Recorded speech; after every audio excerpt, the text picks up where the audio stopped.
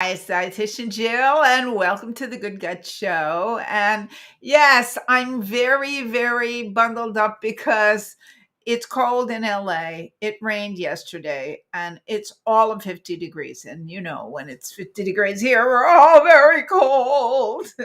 Anyway, um, so today when dealing with boosting immunity, pardon me for scratching my nose. I'm going to talk more about boosting immunity and doing it with food. Eat what you eat is incredibly important about your health. It's really important. What you eat is incredibly important and incredibly influences your health. And I was just writing an article, and it will be out the end of the month. It's called Why Supplements. And I'm realizing that one of the things we have a problem with is all of this processed takeout fast food. I mean, most of us eat it. Most of us eat it all the time. I know I work in a hospital, and the kids are always bringing, I say kids because they're all younger than me. And they're always bringing in containers, styrofoam containers full of takeout food. And most people eat takeout food. They eat it most of the time. And it's really kind of disheartening to me because I remember when, even though my mom was a terrible cook, she was, we ate real food. We ate real food. She went to the kosher butcher at least 3 times a week. We had full fat dairy. There was no such thing as a low fat dairy uh, delivered to us every morning. Sometimes it froze. I remember the bottles of milk where the frozen milk had pushed out the paper cap on the on the milk bottle. Yes, we actually had paper caps on milk bottles. We had full fat butter. We had real butter. We had real everything. We had real everything. We had veggies from the farm stand. And I do remember when TV dinners came in, and they became all the rage because it was so much easier to deal with. And actually, we had one of the first TVs on my block when I was 6, and it was like this big, and we'd all crowd in front of it because it was like so tiny you could barely see. But yeah, so the advent of the fast food and the processed food and the convenient food happened around that time and really metamorphosed into um, a huge, huge industry. Processed food is a huge, huge industry. And yeah, it's convenient, but what are you getting? What are you getting?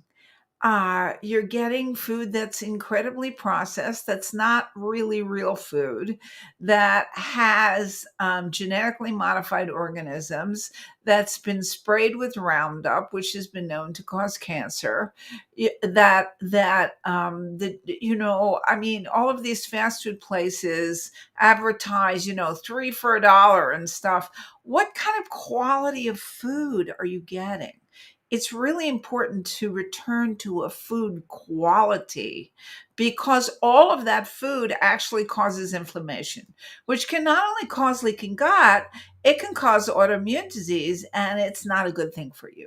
So, my what I recommend is that you start small, as always, and you deal with putting more real food back in your life. And you can start with fermented food. You can Not with fast food. You can start with fermented food. You can start with fermented foods like yogurt with active cultures, or people like kombucha. I make coconut water kefir, sauerkraut, pickles, fermented vegetables. Almost every culture has fermented vegetables. We don't seem to, except for pickles, and that's very cultural because I grew up on pickles, right? Real pickles, not pickles that, come in a jar and God only knows if they're fermented, but they're processed too. So you really want to get some good fermented foods into your life. And even if you're eating some yogurt with active cultures, just go for it. Start with that. And you may want to start also putting more fruits and vegetables in your life. Oh my gosh, I have more red stuff on my hand. I had that the other day.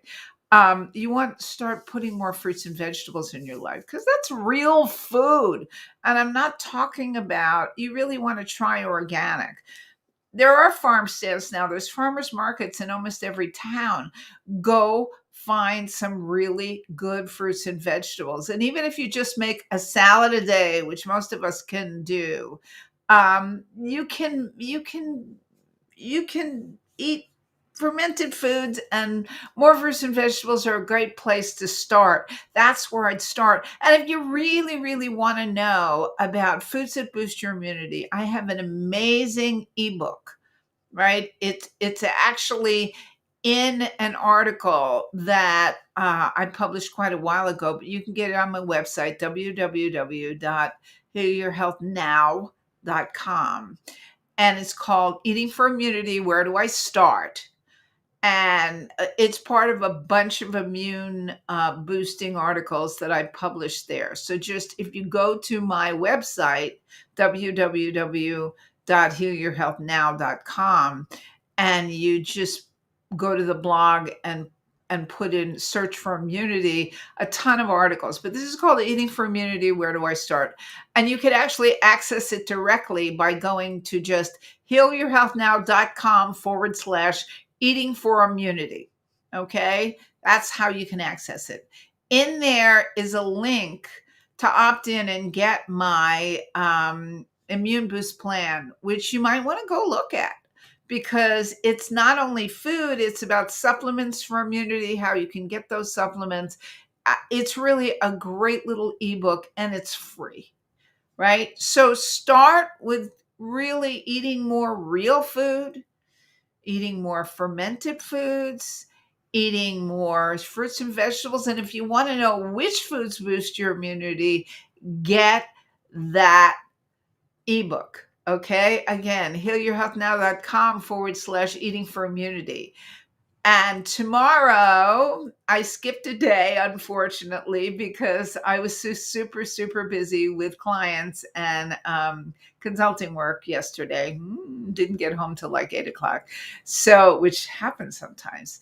And tomorrow, I'm going to really talk about supplements for immunity because that's a huge, huge topic that really needs to be addressed. And I know it's Saturday, but tune in anyway. All right, Dietitian Jill signing off. Eat your fermented foods. Get some yogurt today and eat it. It'll be great for you. Okay. It also helps you lose weight. All right. Bye bye. See you tomorrow.